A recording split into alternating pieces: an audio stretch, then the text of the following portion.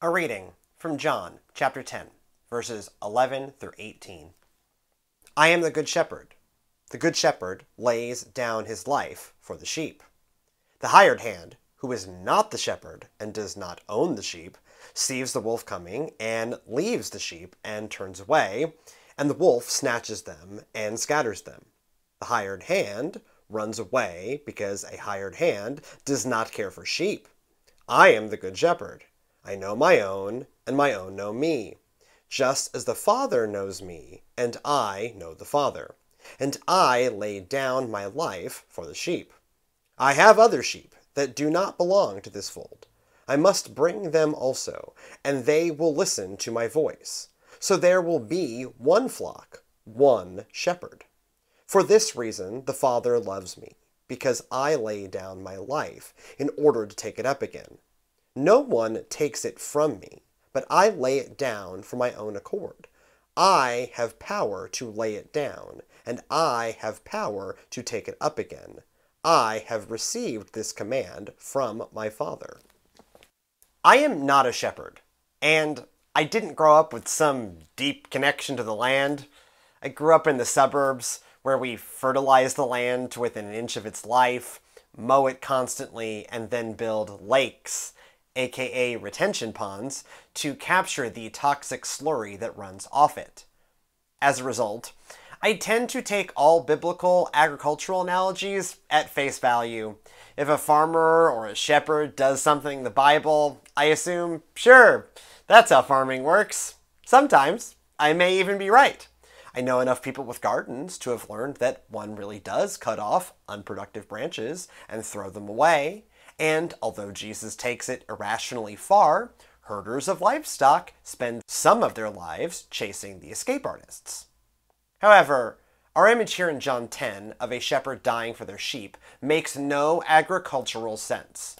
The metaphor correctly deduces that hired hands will not die for livestock, in the same way that Walmart employees won't chase shoplifters, or that one should simply hand a potentially violent thief your things upon request. Some things just aren't worth dying over.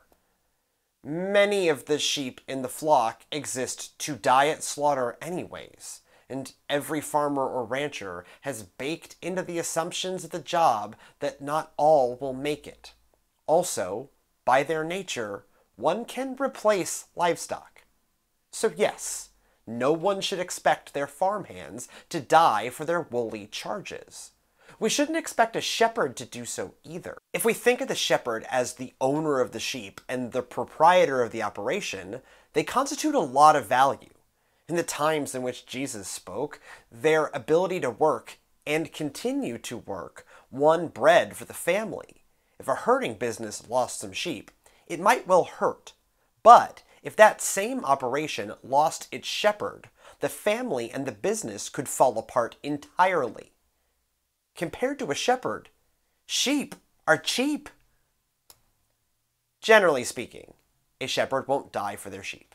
But Jesus, the good shepherd, did die for us.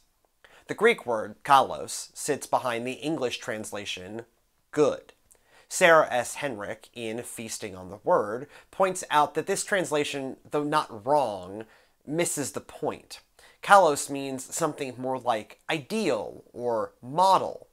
Jesus projects himself not as the opposite of a bad shepherd, but the model for shepherds, even as he behaves in a way contrary to actual shepherding. At this point, you might well be yelling at me, "This isn't about sheep! We are the sheep, you pedantic fool!" And of course, you are correct on all counts.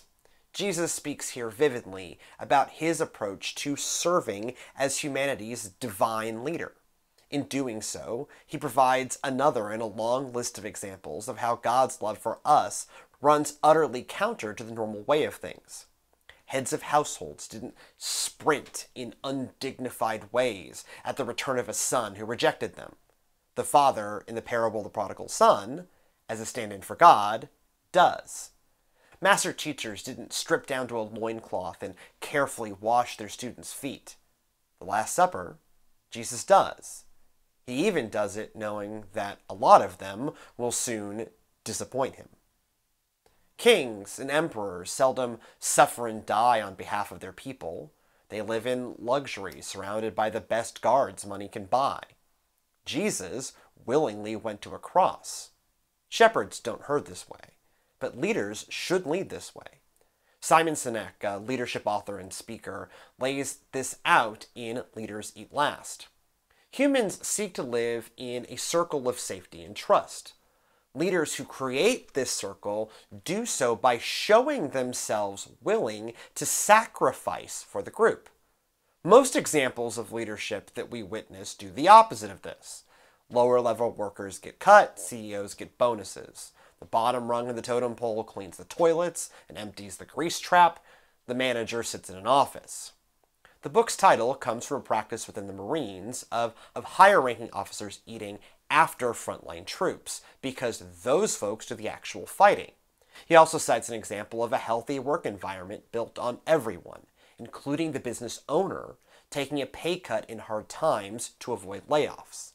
Sinek frames this as good leadership, and I agree. However, I take it one step further. It's good leadership because it follows after the model shepherd who counterintuitively died for his sheep. Praise God for being a model shepherd rather than a model for shepherds. Humans long for a leader that will willingly sacrifice for us, to care for us. They see the fingerprints of God in that aspect of our psychology. We desire exactly what God has always been: a good shepherd who lays down their life for their sheep.